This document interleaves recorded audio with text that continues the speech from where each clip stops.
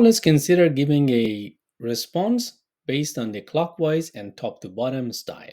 What is CELPIP Speaking Task 3 about? Do I need to answer a text or picture prompt? What tenses do I need to use in my speaking? How should I start and finish my speaking? If these are the questions that are racing through your mind, this video is for you. After giving advice to someone in the prompt for task 1 and sharing a personal past experience in speaking task 2, you are required to see a picture of an event or a situation and describe it for someone in task 3. If you watch this video till the end, you will have a list of prepositional phrases you require and you need in your description for this purpose. In order to answer in task 3 and describe a picture of an event or a situation, you have 30 seconds to prepare yourself and make up your mind what you're going to say.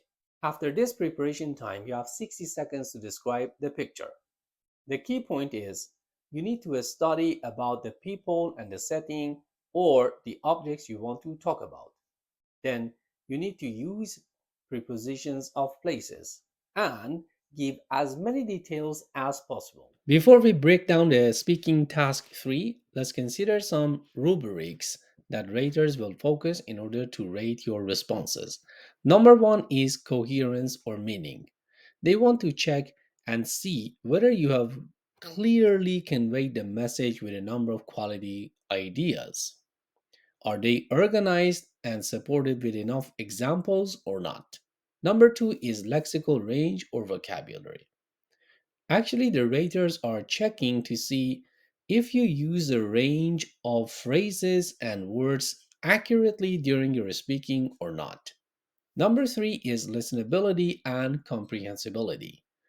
This assesses how you use sentences structures combined with pronunciation and rhythm to make it easy for your listener or the person you're talking to in order to understand you.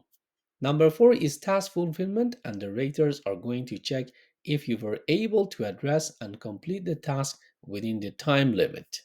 With the assessment criteria in mind, let's move on to the procedures for task 3. First, thoroughly read the exam prompt. The prompt will say, describe some things that are happening in the picture below as well as you can. The person with whom you're speaking cannot see the picture. This means your task is to portray the scene through your description, enabling your listener to visualize and emotionally connect with what you're conveying. Next, you'll have 30 seconds to prepare yourself. Use this time wisely to decide on what you're going to share. Think from where you're going to start and to finish.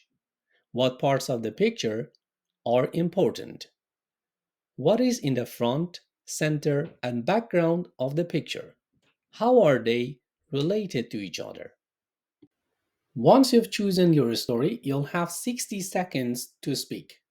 Follow this to deliver the message properly. Use present continuous tense.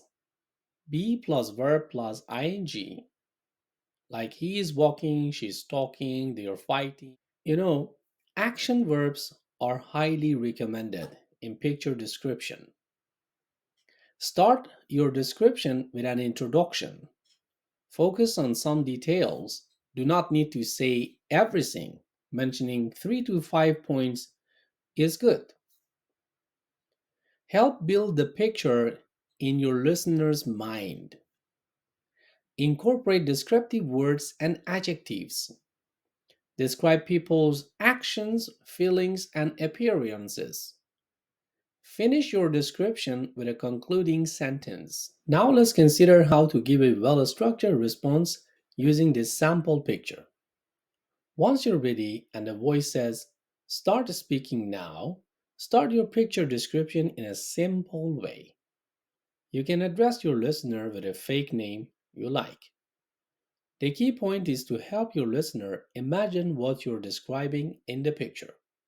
You can say, for example, I see a picture of a class of students. Or, hey Sarah, I'm looking at a picture of a class with 5 students. Then, like an introduction, provide an overview of the scene to anchor the scene in the listener's mind. For example, in this scene, I notice five students are in the classroom without a teacher presence. Then, you need to focus on interesting or important parts. This means if you want to help the listener comprehend the message and picture that situation in his or her mind, your flow of information should be in a logical order. This should be in circular, clockwise or counterclockwise, and top to bottom. Then pick 3 to 5 key parts of the scene that you have a good grasp of vocabulary and describe the characters or objects, what they look like, what they are doing, or what is happening to them.